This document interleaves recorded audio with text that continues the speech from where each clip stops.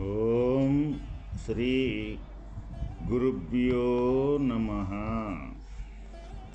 శ్రీ భాగవత కృష్ణ దేశికేంద్రుల వారి శుద్ధ నిర్గుణ తత్వ కందార్థములు.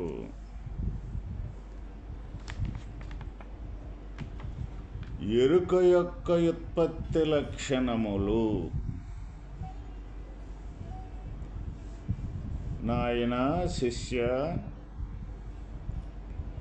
ఎరుకోద్భవమెట్లన్నను సరళంబగునారిఖేల సలిలము భంగిన్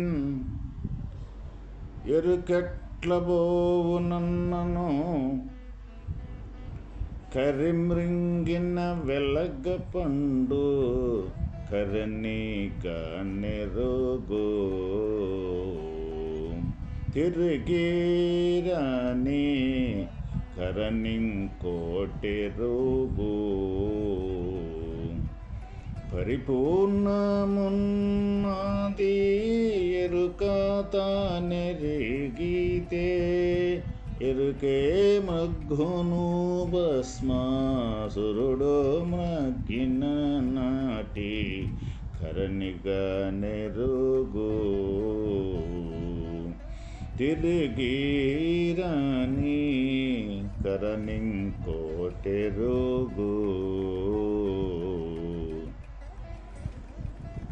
ఓ శిష్య, ఎరుక పుట్టుట ఎట్లనినా టెంకాయలోనికి నీరు వచ్చినట్టులా ఉన్నది. ఎరుక పోవు విధానము ఎట్లనగా ఏనుగు మింగిన వెలగపండులోని గుజ్జువలే మటుమాయమైపోవుచున్నది. ఎరుక తిరిగి జన్మమునకు రాని విధము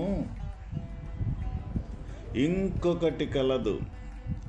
అట్టి విధానము తెలుసుకొనుము. ఈ ఎరుక తన మూలమును విచారించి అచ్చటను లేదనియు, అచ్చల పరిపూర్ణము అంతటను స్వతసిద్ధముగా నిండియున్నదని తెలుసుకొనిన వెంటనే భస్మాసురుని వలె నాశనముందుచున్నది.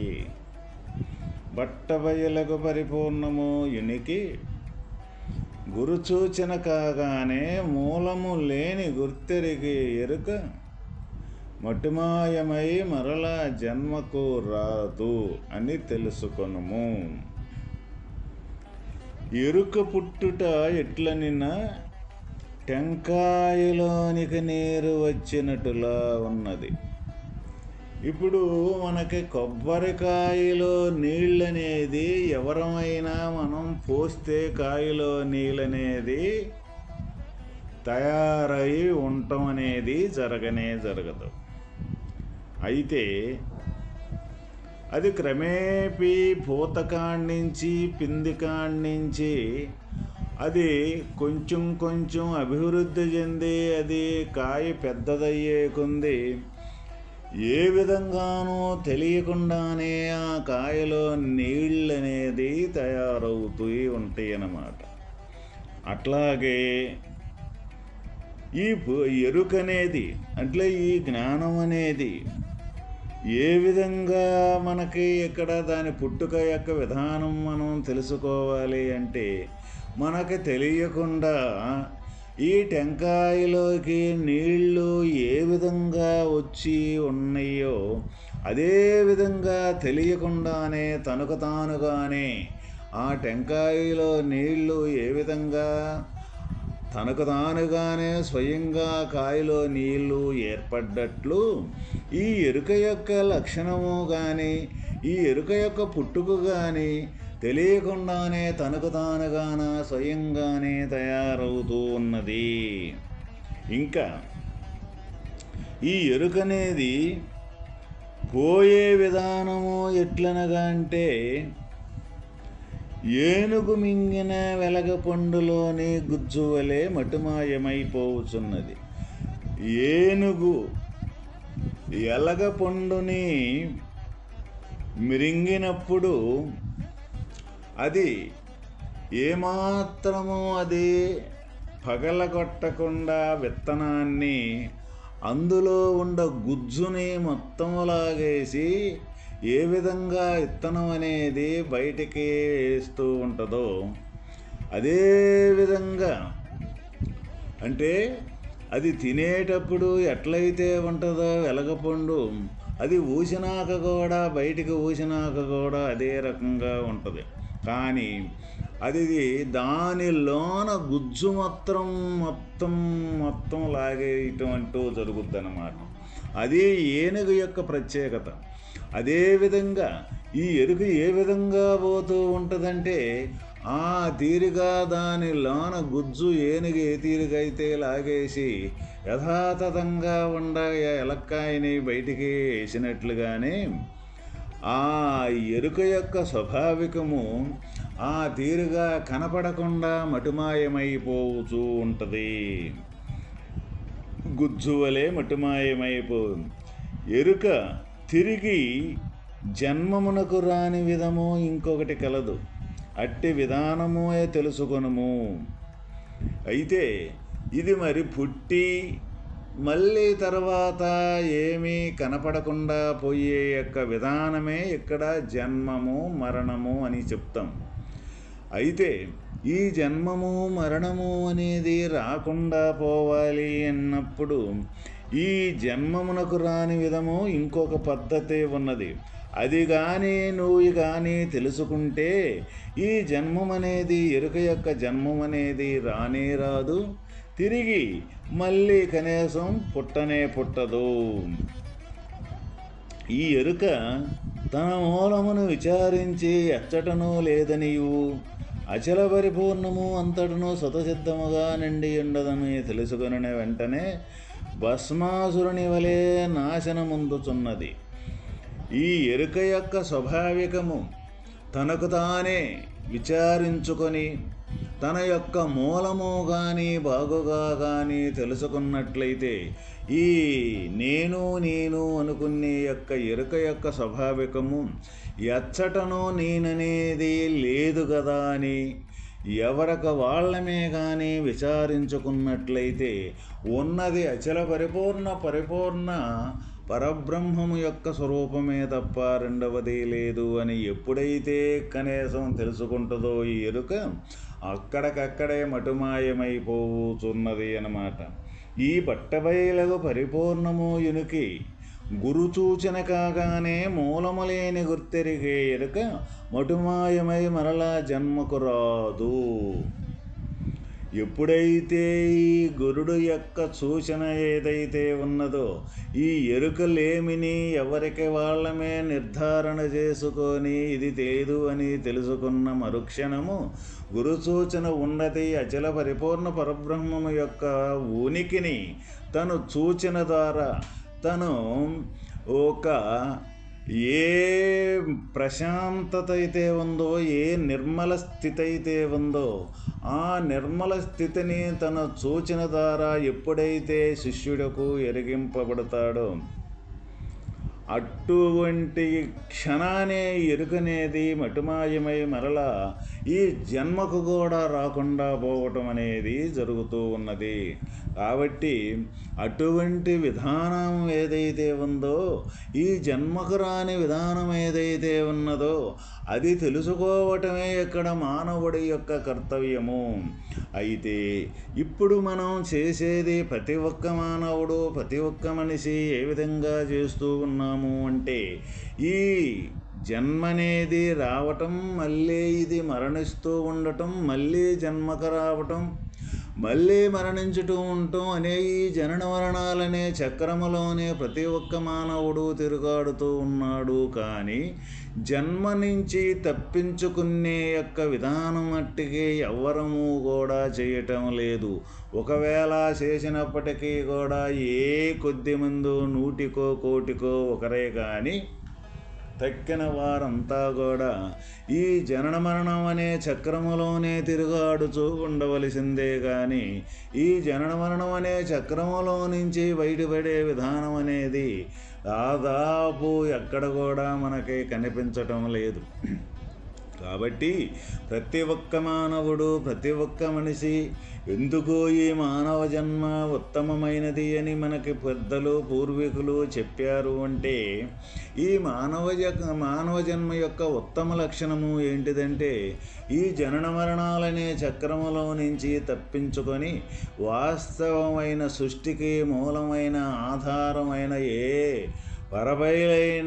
బట్టబయలైన పరబ్రహ్మము స్వరూపము యొక్క ఉనికిని తెలుసుకొని ఈ లేని ఎరుకను లేనట్లుగా విడిచిపెట్టి ఆ పరబ్రహ్మం యొక్క స్వరూపములో చేరుకోవటమే మానవుడి యొక్క కర్తవ్యము. చేరుకునేదానికి సంబంధించిన జ్ఞానము ఈ ఉపాధిలోనే ఉన్నది అని మన పూర్వీకులు పెద్దలు మనకు తెలియజేయటం జరిగింది. అయితే ఇప్పుడు మనం చేసే పని ఏ విధంగా ఉన్నది అంటే, ఈ జ్ఞానంతో వాస్తవమైన జన్మరాహిత్యము అనేది మనము చేసుకోకుండా జన్మకి మూలమైన విధానం ఏదైతే ఉన్నదో, లేకనే ఉన్నట్లుగా కనపడే ఈ యొక్క దృశ్య రూపకము నిజము అని మనం ఇక్కడే ఈ జీవన విధానం అనేది గడుపుతూ ఉన్నాము. కానీ వాస్తవమైన ఈ కనపడే యొక్క ఈ స్వరూపానికి, కనపడే యొక్క ఈ దృశ్యానికి కనపడకుండా ఉండి అవ్యక్త రూపకంగా ఉండి ఈ వ్యక్తమయ్యే ప్రపంచం మొత్తం ఉన్నదని మనకి ఎవరికి కూడా గోచరించటం లేదు. వ్యక్తమైన కాడి నుంచే నిజము అనుకుంటూ ఉన్నాము. కానీ ఈ వ్యక్తమైన దానికి అవ్యక్తంగా ఉండ యొక్క నిరాకార పరబ్రహ్మము యొక్క స్వరూపము ఆధారము అయ్యి ఉన్నది. ఆ ఆధారము యొక్క స్వరూపంతో ఈ వ్యక్తమైన ప్రపంచం మొత్తం గోచరమవుతూ ఉన్నది అని మనకు ఎవరికి కూడా తెలియబడటం లేదు.